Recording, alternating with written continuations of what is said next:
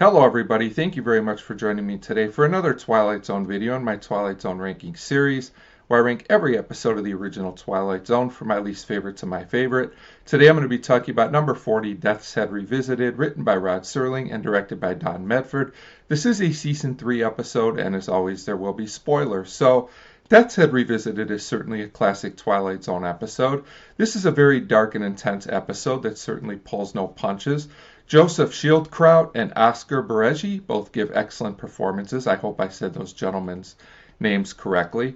For me, this is not the most entertaining episode because of the subject matter, but this is no knock on the episode. I don't think it's really supposed to be. I think this episode is intended to disturb the audience, and in that regard, I think it succeeds. This is one of those episodes that must have really made quite an impression on TV audiences in the 60s. So I am going to give a summary. I'm not going to give every detail, but I want everyone to know that this is a very serious and sensitive subject matter. So this episode starts with a man named Lutz, who's a former SS captain, and he goes to a hotel close to where he was during the war. What we find out is that Lutz was a commandant at a concentration camp during the war, and he is revisiting the place, and as he is at the camp, he is reimagining some of the things he did, and I will just say they are not pleasant at all, and these scenes are very chilling and disturbing.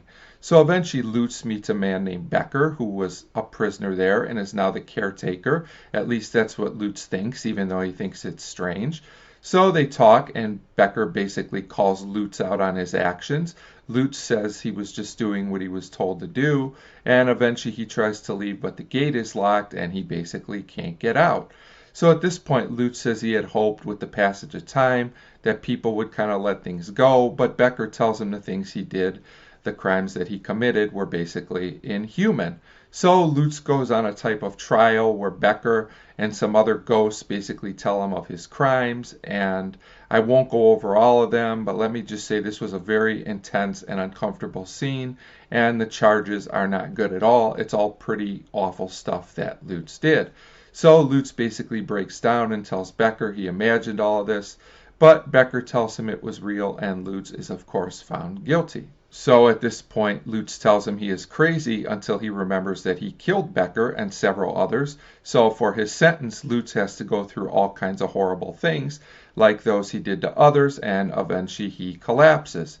So Becker leaves him with some words and tells Lutz that this is justice. So then there's a final scene where Lutz is found by a doctor, and it looks like he is going to be committed.